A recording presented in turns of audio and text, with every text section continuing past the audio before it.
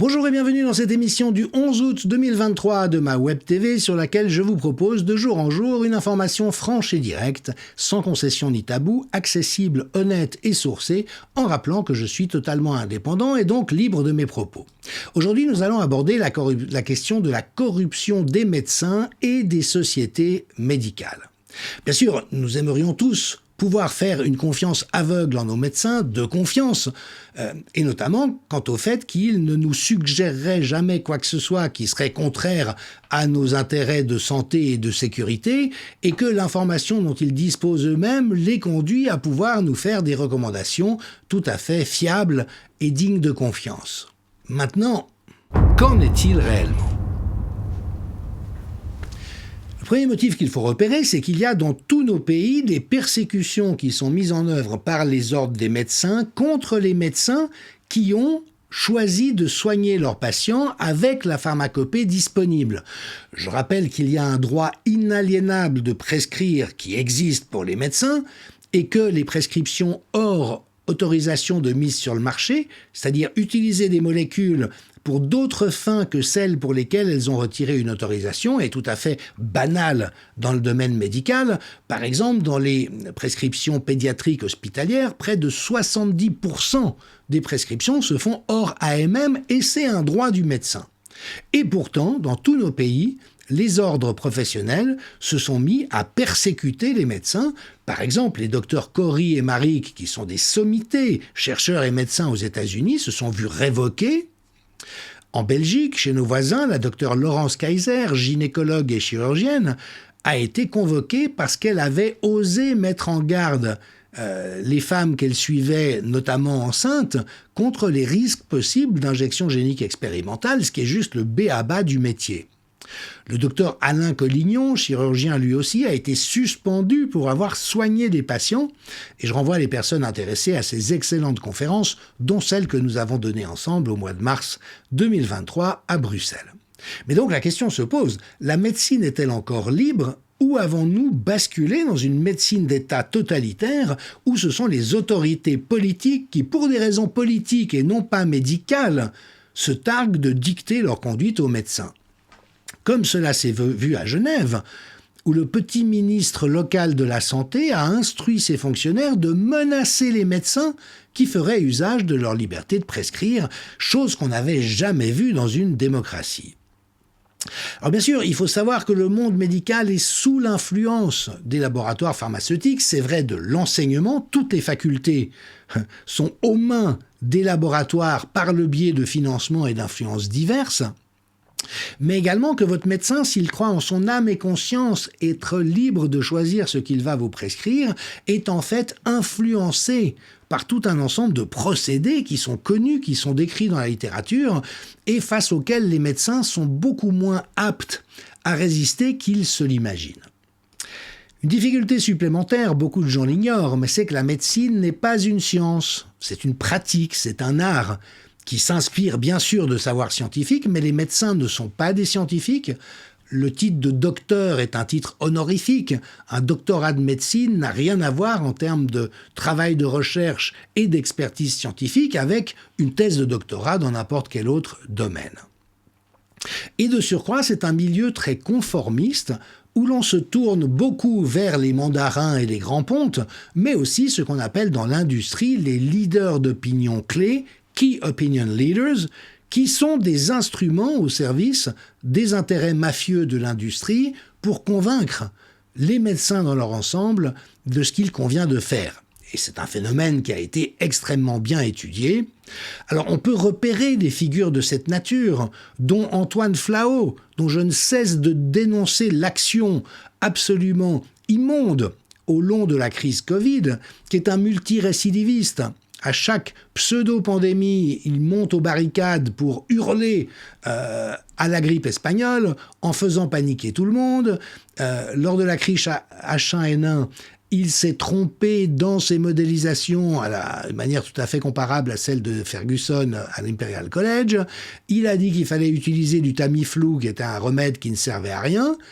Et une fois la crise passée, oui, il reconnaît s'être trompé, mais que ma foi, la science n'est pas de la prédiction. Et là, il a recommencé, mais d'une manière profondément maltraitante, notamment sur les groupes les plus faibles de la population. Vous voyez, en été, s'il y a une mesure qu'il est urgent de ne pas s'empresser de lever, n'est-ce pas justement celle du port du masque à l'intérieur des écoles ? Les enfants sont non vaccinés, ils passent des heures, donc ils sont vulnérables. Non, la Suède n'a jamais masqué, il n'y a jamais eu de difficultés dans les écoles. Mais Flau s'en fiche, il faut un masque même pour les plus petits.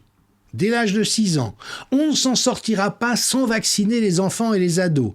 Même l'OMS vient de reconnaître que l'idée de vacciner les enfants était absurde. Ils ne risquaient rien, ils n'étaient pas transmetteurs, et bien sûr que l'injection elle-même leur faisait courir un risque. Mais Flau a dénigré toute la science au cours de cette crise. Par exemple, quand une équipe de Johns Hopkins a sorti une étude pour montrer que les confinements ne servaient à rien, ce qu'on savait depuis toujours, eh bien, qu'a fait Flau ? Il est monté au créneau pour critiquer durement les économistes qui avaient osé pondre cela en disant que c'était des activistes anti-confinement. Moi, je connais surtout un activiste pro-confinement. Alors qu'on sait que les confinements, le port du masque, toutes les mesures de contrainte ne servent à rien, qu'elles ont tué, qu'elles ont coûté des vies, qu'elles ont ruiné l'Angleterre, selon un éditorial du Télégraphe, en disant « et nos leaders égarés n'en ont rien eu à fiche ». Mais pourquoi les leaders étaient-ils égarés ? Parce qu'il y avait des gens comme Flau pour dire n'importe quoi et user d'une pseudo-crédibilité ou notoriété scientifique. Et il a écrit un livre qui s'appelle « Le bal masqué », qui mène la danse. En tout cas, ça aurait été mieux que lui ne la mène pas. Il a bien sûr prétendu que, après le début des campagnes de vaccination, les seules personnes qui se retrouvaient à l'hôpital étaient les non-injectés, ce qui était totalement faux. Et puis vous voyez, toujours, les cabesses, mais le Covid n'a pas dit son dernier mot. Oui, le Covid est effectivement un personnage très dangereux, rusé, retors. Il peut parler puisqu'il n'a pas dit son dernier mot. Et donc ce créateur de fiction débile mais nocive a eu voix au chapitre en ayant pignon sur rue dans tous les médias de Suisse, de France et de Navarre. Nul ne peut affirmer que nous n'aurons pas à reconfiner bientôt nos sociétés. Eh bien si, on pouvait l'affirmer. Pourquoi ? Parce que le pays de référence qui n'a pas confiné, la Suède, eh bien, a fait mieux que tous les autres pays et que la Suisse.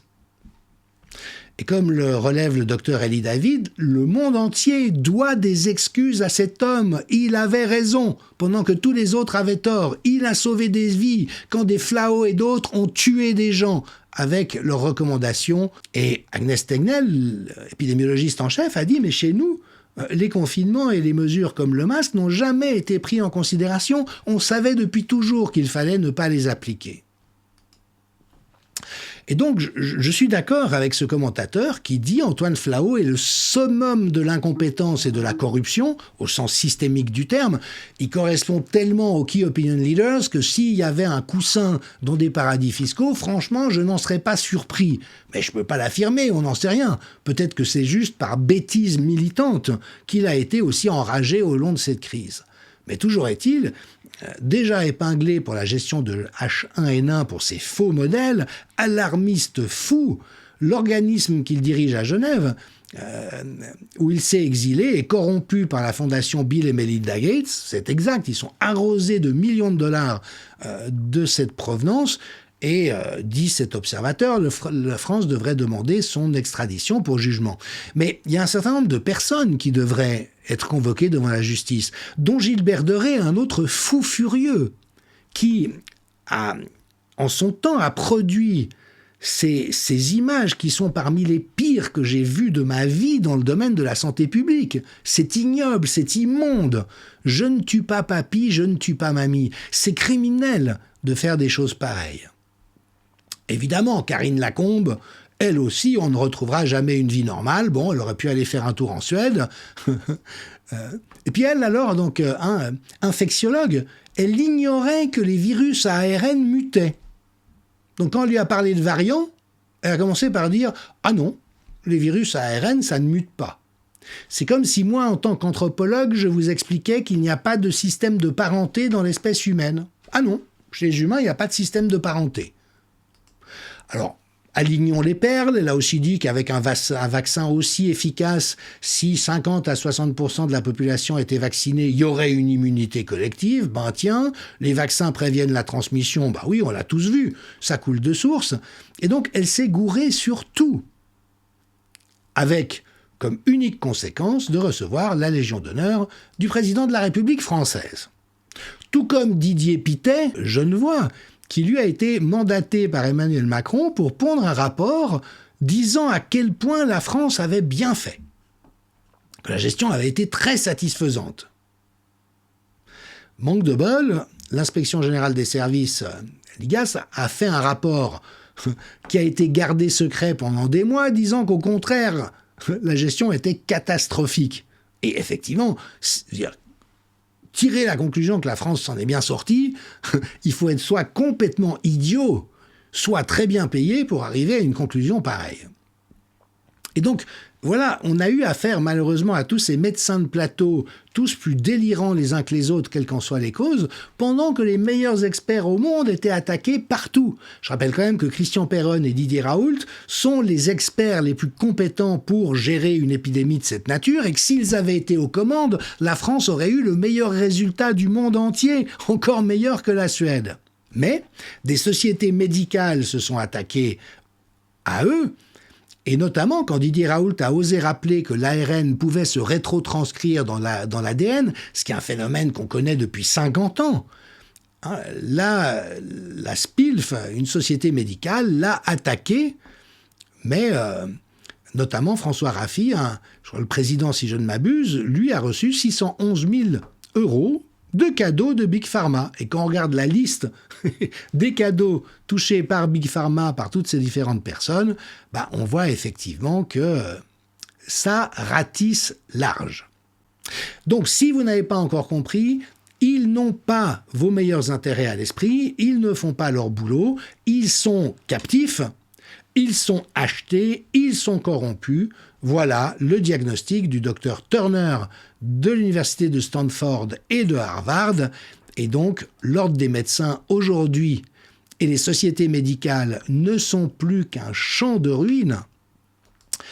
Et donc, le docteur Alain Collignon, avec un certain nombre de confrères et de consoeurs, a lancé le projet d'un nouvel ordre universel des praticiens de santé. Il y a déjà plus de 3500 inscrits pour remplacer ces ordres et ces sociétés corrompues par des ordres et des sociétés qui est de l'éthique, de la droiture, de l'intégrité et qui restent dans la préoccupation principale, soigner les patients et non pas basculer dans une médecine totalitaire.